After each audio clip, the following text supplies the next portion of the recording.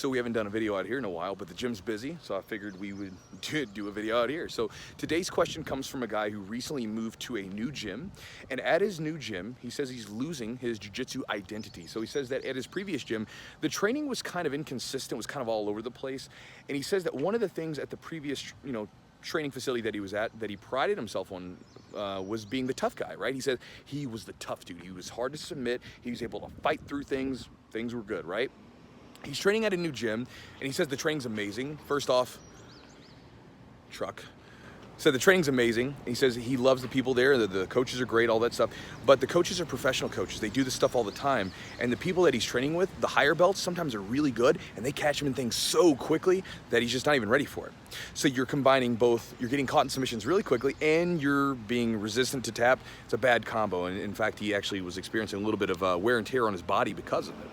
Now, his question boils down to, how do you let go of the identity? Because he said he's losing the identity, and obviously it's not even helping him anymore. How do you let go of it? How do you get it out of the way? Because obviously it's not serving him anymore, and it's not useful to him anymore. So brother, thank you for the question. And the same thing that you're going through, I experienced this back when I was a purple belt, when I moved here to this gym back in 2007. When I came to this gym, I was going through a lot of different changes, but one of the things that was changing in my game was the fact that I was not as good of a competitor as I used to be. So as a white and a blue belt, I was a pretty damn good competitor. I competed 2 weeks out of my very first bit of jiu-jitsu training, and I took second. Wasn't bad, right? And this only continued to improve. And then as a purple belt, I started to run into technicians, and they were just submitting me left and right. And this was a twofold problem. One is because I didn't value technique as much as I should. I remember sometimes I would tell people, what I lack in technique, I'll make up for in grit and horsepower, right? Sometimes I would just outwork people. And this helps, this works sometimes, but when you're up against someone that can catch you in an armbar or choke too quick, like in 20 seconds, it doesn't matter how much cardio you have. And the second thing is that when I came into jiu-jitsu originally, I didn't have too much expectations for myself. I was nervous and all that stuff, but just like everybody else, my beginning of jiu-jitsu, I got smashed left and right. And it wasn't until I started getting better that this insidious problem happened, where I began to get comfortable and I began to sort of set expectations for myself. So let's say that if I rolled with you and I beat you, the next day I would expect to beat you tomorrow, right? And if I didn't, I would be upset with myself. And so because of this, I always stuck to my A game. I did the same stuff over and over and over again. And my game became very stagnant. So at the purple belt level, you started to run into technicians. And this is what was happening. And I did not have a well-rounded game to deal with this. Then in 2007, when I was here with Colin and Kyle, we were talking, and my coaches, and they said, man, you got to open up your game, dude. You got to do different stuff. You got to change your game. You cannot do the same old stuff that you're always doing, because obviously this is what's leading to these problems. They didn't say that last part, but that was me adding it in there because that's what was happening. I kind of knew, and again, in my head, I knew that there was a problem, but I wasn't accepting it. And then as they said it to me, it was basically a thought I already had in me, and they said it like, look, man, you got to open up your game. I was like, oh yeah, I need to change. I need to open up my game and try new stuff.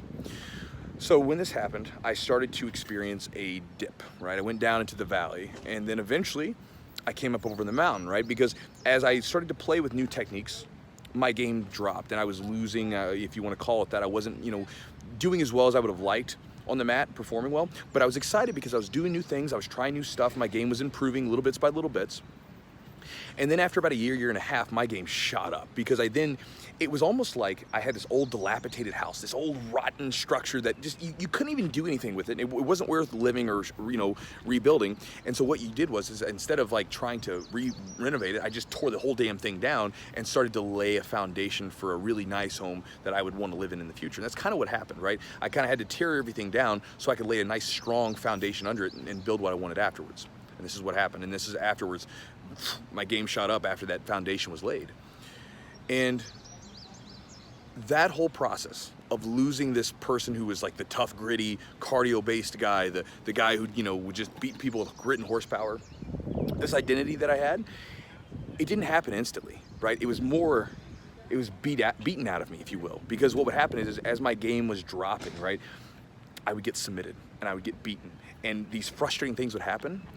And I had to be okay with it, right? I had to go back to being like a brand new person in jiu-jitsu, which is you walk into the mat and you don't come in with expectations. You come in and you allow things to happen. You're just ready to see what comes instead of walking into the mat with this seriousness of I've got to beat this person or I've got to beat this person. Isn't it funny how that works too, by the way, right? As we get a little bit of comfort for ourselves, whenever we have something that makes us comfortable, we cling to it. It's mine, right? Like if you start doing really well with arm bars, okay, I gotta do the arm bars more. Or, if you're doing well with a particular move, you gotta hang on to that.